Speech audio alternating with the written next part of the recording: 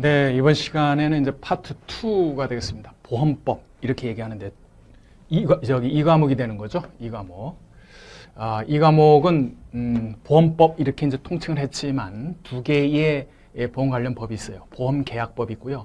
별도의 보험업법이 있습니다. 물론 보험 계약법은 우리가 이제 상법에 포함되어 있는 것이죠. 상법이 대개 보면 이렇게 돼 있죠. 뭐 처음에 총칙이 나오고요. 두 번째 이제 상행의 이론이 나오고요. 세 번째 이제 회사법이 나오고요. 그다음에 네 번째가 이제 보험이 나오죠. 다섯 번째 이제 해상 운송이 나오는 것이죠. 이렇게 이제 상법이 구성되어 있고요. 그중에 이제 여기에 포함된 내용이 계약법이다. 이렇게 보시면 돼요. 그래서 우리가 보험 공부를 하면은 우리가 보험 관련된 자격증이 여러 개 있잖아요. 뭐 보험 설계사부터 뭐 여러 가지 자격증이 있습니다. 중개사, 뭐 손사, 뭐 뿐만 아니라 우리 아주 중요한 이거 언더라이팅 하는 보험 심사역, 또 생명보험 쪽에 또 심사역도 있죠. 그죠? 뭐 등등. 뭐 여러 가지 이제 법입니다. 그 모든 그 보험 관련 법에 있어서 이제 보험 계약법이 공통 요인으로 이제 들어가는 거죠. 그래서 이거는 매우 중요한 부분입니다. 물론 거기에 덤으로 해서 이제 보험업부터 같이 들어가는데 당연히 중요성으로 말하면은 보험 계약법이 가장 중요하고요. 보험업법도 이제 한 4문항 정도 해서 총 20문항으로 이제 구성이 되어 있습니다. 이게 보험법이고요. 아주 중요한 내용입니다. 두 번째 과목. 자, 보험 계약법 들어가 보죠. 보험 계약의 이제 개요에서 보험 계약이 어떻게 성립을 하는지 요걸 좀 알아보고 또 타인을 위한 보험, 요거 있고요. 타인의 보험 요런 게 있습니다. 그 다음에 이제 소급보험이라는 게 있고요. 요 내용을 이 장에서 이제 공부를 하면 될 것 같습니다. 그래서 이제 우리 처음 보험 계약의 이제 성립부터 한번 들어가 보겠습니다. 이게 중요한 내용이고요. 자, 뭐 기본 그 골격은 뭐 여러 번 얘기를 했는데 처음에는 이제 청약을 하게 되죠. 처음에 이제 보험 영업을 하게 될 때 이제 보통 우리 보험사에서 보면은 이제 영업팀들이 있잖아요. 특히 이제 설계사들이죠. 그들이 나가서 이제 영업을 하면서 고객을 모집을 하게 되는데 청약을 하게 되면 그 다음에 이 청약에 대해서 우리가 이제 보험회사가 승낙을 하게 되고요. 승낙을 하게 되면은 계약이 이제 성립이 되는 겁니다. 물론 초회 보험금도 1회 보험금이죠. 납부가 돼야 되겠죠. 그래야 책임자의 의무가 개시된다. 책임자 의무. 보험자 다시 말해서 보험자 의무죠. 보험자 의무가 개시된다. 자, 여기서 우리가 이제 계약이 이제 성립된다라고 하는 것은 뭐냐면은 청약하고 승낙하기 때문에 낙성 계약이라고 한다. 불요식 낙성 계약이라고 한다. 이렇게 앞에서 우리가 알아봤던 거죠. 자, 이런 기본 구조 속에서 보험 계약은 낙성 계약이라고 했어요. 낙성. 승낙하고 보험자가 승낙하고 그제서야 이제 성립이 되는 계약이다. 그래서 보험 계약자의 청약과 보험자의 승낙에 의해서 성립이 되죠. 그래서 낙성 계약이므로 초회 보험료 지급이나 보험증권의 교부와 같은 요물적 조건을 요구하지 않아요. 그러니까 만약에 여기 승낙을 하는 데 있어서 꼭 초회 보험금이 있어야 한다.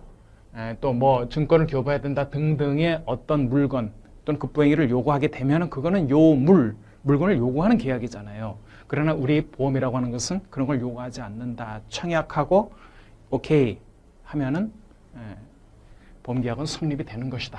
초회보험금이 들어오던 말던. 자, 그러면 이제 초회보험금이 들어와야 그때부터 보험자의 보험금 지급 의무가 개시가 된다라고 이제 얘기를 했습니다. 납부의 통지라는 거죠. 납부의 통지. 여러분들 그 보험 청약, 최초 보험료 납부 하죠. 그러면 납부 오케이라고 하는 사인이 최종적으로 떨어지는데 30일 내에 납부의 통지를 해야 합니다. 30일이라는 게 이제 중요하고요. 납부의 통지를 해야 되고요. 만약에 30일 내에 승낙 통지가 없으면 승낙이 된 것으로 간주하는데 간주와 versus 추정이라는 게 있어요. 간주 규정이다, 추정 규정이다. 간주는 뭐냐면 딴 어떤 증거가 나와도 끝났어 게임. 그냥 우리가 정한 거로 할 거야 라고 하는 거예요. 승낙된 것으로 보게서 끝 이렇게 돼버리는 게 간주이고요. 또는 우리가 의제라는 용어로도 씁니다. 의제 규정, 간주 규정 똑같은 얘기예요. 네가 무슨 소리 하든 어떤 증거가 나왔든 오케이 끝났어. 이거로 우리가 정한 거로 한다라는 것이고 추정이라고 하는 것은 지금 이대로 가는데 만약에 반대 증거가 나오면 뒤집어진다 그 얘기예요. 추정은. 그래서 간주와 추정은 그 의미를 구분하셔야 됩니다. 그래서 30일 승낙 통지가 없으면 승낙이 된 것을 그냥 간주 끝. 승낙됐어. 이를 승낙 의제라고 한다. 그래서 낙부의 통지는 우리가 민법에서 항상 나오는 게 이제 도달주의냐 발송주의냐 이런 게 나오죠. 도달주의냐 발송주의냐 이런 게 나오죠. 아마 민법 공부 좀 하신 분들은 기억나실 거예요. 세법에도 이제 이런 국세기본법에 이런 내용이 나오죠. 그러면 통지를 했다라고 하는데 통지를 발송한 날이냐 아니면 그 통지를 받은 날이냐 이런 문제가 생길 수 있는데 이것은 발송주의입니다. 발송 기준을 적용합니다. 그래서 예를 한번 들어보면 30일까지 오케이 되는 거 아니에요. 30일째 되는 날에 거절 통보를 해서 곰곰이 이 보험회사가 해버리니까 이건 아니야. 이거 우리가 받아들이면 큰 손해가 날 것 같아. 이 사람 곧 암 걸릴 것 같아. 위험해 라고 판단이 된다면 거절을 할 수 있는 것이고요. 그 거절을 언제까지 해야 된다? 30일째 되는 날에 거절 통보를 했어요. 그리고 발송을 했어. 그럼 끝난 거예요. 발송 기준. 오케이. 30일 내에 한 거다라고 인정해 준다는 거예요. 그죠? 그러나 30일째 되는 날에 보험계약자한테 도달했다 하더라도 낙부의 통지를 한 것으로 그때는 봐야 되는 거예요. 그래서 승낙 의제가 되는 건 아니에요. 승낙한 게 아니에요. 30일 내에 발송을 했기 때문에 거절을 한 거고 거절한 것이 효력이 있는 겁니다. 그 얘기를 하는 거예요. 자, 30일이라는 말 매우 중요하다. 그런데 이제 어떤 사람이 그런 걸 물어봐요. 보통 보험계약하면 청약하고 승낙하고 초여보험료 다 내는데 이렇게 보통 많이 하시죠. 되게 그렇게 해요. 왜냐면 그거는 무진단인 경우. 되게 그 언더라이팅에서 보면은 이 사람이 어떤 병력을 갖고 있는지 과거 히스토리가 뭔지 다 모든 데이터베이스를 가지고 있어요. 그래서 큰 문제가 없다라고 하면 바로 승낙이 떨어지고요. 초여보험료가 납부가 되고요. 이 세 개가 거의 그냥 그 한순간에 또로로 다 돼요. 그래야 설계사가 보험 영업을 성공적으로 유치했다 이렇게 보는 것이죠. 그러나 이제 진단계약이라고 하는 것은 진단이 필요하다라는 거 아니에요. 시간이 필요하다 보니까 뭐 이런 내용도 이제 나오게 되는 것이죠. 뭐 요거 중요한 거 승낙의제다, 30일이다, 발송주의다. 요 세 개 키워드를 알고 계시면 돼요.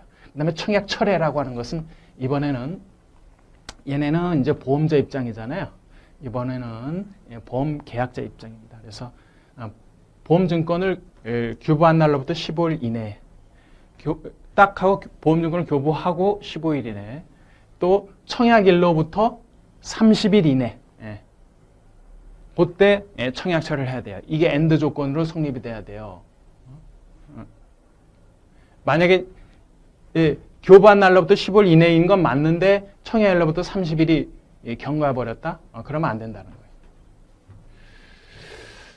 그래서 교부한 날로부터 15일 이내에 아무 조건에서 청약 처리할 수 있어요. 기본 요건인데 다만 청약일로부터 30일 이내여야 한다. 그게 이제 청약 철회입니다. 철회면은 뭐 아예 이 계약이 없었던 것으로 보는 것이죠. 그래서 청약 철회 시 3일 내로 돈 초여보험료 납부한 거 있잖아요. 그거 바로 반납해줘요. 3일 내로 납입보험료를 전액 반환해야 하며 3일 초과시는 이제 이자를 가산해야 된다. 이런 것이 이제 청약 철회입니다. 청약 철회는 누구 입장이라고요? 보험 계약자 입장이고요. 낙부의 통지는 누구? 보험자, 보험회사 입장입니다. 자, 이제 승낙전 보험사고라는 내용이 나와요. 승낙적 보험사고는 승낙전 보험사고 발생 시 보험자는 그 청약을 거절할 사유가 없는 한 책임을 진다. 이렇게 나오고요. 승낙적 사고에 대한 전 사고에 대한 보험자 책임은 아직 보험계약이 성립되기 전이므로 법정 책임에 해당된다. 무슨 말인지 잘 모르겠죠? 이렇게 보셔야 돼요. 야, 처음에 청약합니다. 청약, 그 다음에 승낙합니다. 계약은 성립하는 거죠. 이렇게 나가는 거예요. 그래서 초여보험료도 납부하고요. 초여보험료가 납부해야 그제서야 보험자의 보험금 지급 의무가 개시가 되는 거죠. 이런 구조였는데 승낙을 지금 아직 안 했어. 요 단계 있는 거예요. 요 단계. 요 단계 있는 것인데 승낙적 보험사고 발생 시 보험자는 그 청약을 거절할 사유가 없는 한 책임을 진다. 물론 이 단계라도 승낙을 하기 전이라도 청약을 하고 초회 보험료가 납부된 상태다 이거예요.